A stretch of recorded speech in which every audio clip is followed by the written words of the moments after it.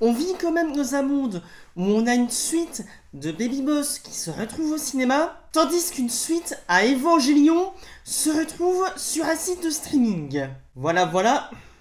Où est le TVA quand on a besoin de lui?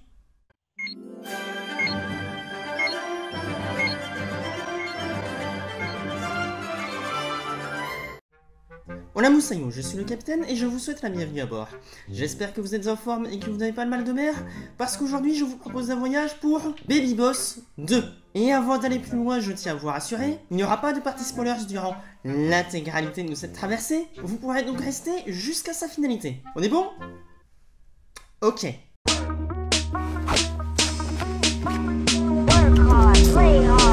Alors, Baby Boss 2, qu'est-ce que c'est? Eh bien, c'est la suite du premier film Baby Boss. Et d'ailleurs, j'en profite, petite parenthèse sur le premier film, qui était en soi correct, mais sans plus. Mais je ne peux pas m'empêcher d'avoir une petite dent contre ce film, qui a été nominé à l'Oscar du meilleur film d'animation, alors que d'autres films ne l'ont pas été. Et vous ne pourrez pas m'ôter l'idée de la tête que sa nomination n'a pas été due à ses qualités propres, mais au fait qu'il était populaire. Alors après, je peux me tromper. Et dans ce cas-là, n'hésitez pas à me le dire dans les commentaires. Si vous arrivez à me convaincre du contraire, je ferai mon mea culpa. Mais en attendant, revenons donc à Baby Boss 2, qui suit donc les aventures de nos héros du premier film qui ont grandi. L'un a une famille et l'autre est riche. Et suite aux aléas de la vie, nos deux héros ne s'entendent plus très bien. Mais grâce ou à cause d'un événement lié à Baby Corp et à l'une des filles du grand frère, nos deux héros vont donc se retrouver à collaborer pour tenter d'empêcher une Baby Révolution. Of course! Ouais, on est passé des chatons à une Baby Révolution. Pourquoi pas? Je vais en rester là concernant le scénario de ce film. Film qui a été réalisé par un certain Thomas McGrath, qui est notamment connu pour avoir travaillé sur le film Madagascar. Ouais. Concernant le casting vocal, on retrouve un certain Alec Baldwin, qui a notamment joué dans des films comme Beetlejuice ou À la poursuite d'Octobre Rouge, donc plutôt dans des beaux films. On a également James Marsden, qui est surtout connu pour avoir joué Scott Summers dans les films X-Men, donc là aussi, pas un mauvais gars. Ou encore Amy Sedaris, qui a notamment joué dans la série The Mandalorian, dans le rôle de Pelimoto. Ouais. Personne n'est parfait. Et je ne vais pas y aller par quatre chemins. Ce film n'est pas si mal. Il a des problèmes de conception, de facilité, on y reviendra. Mais en soi, j'ai vu pire cette année. Ôte-toi de mon chemin! Deux guerriers naguère se faisaient la guerre. Je tuerais pour un maquis-ton piment alors qu'il est. Alors, déjà, mon plus gros problème de ce film, c'est clairement le type de suite que je ne veux plus voir.